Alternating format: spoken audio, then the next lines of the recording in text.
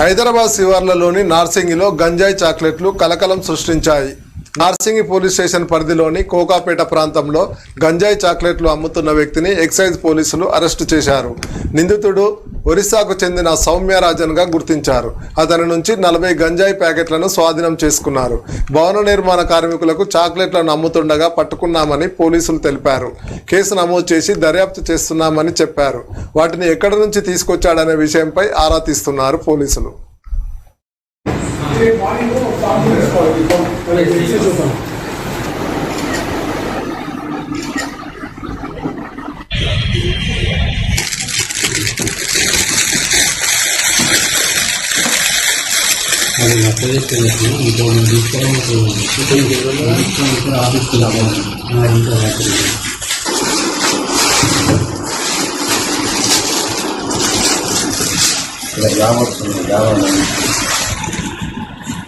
ఖచ్చితంగా వస్తుందా మా మాటలు వస్తున్నాయి.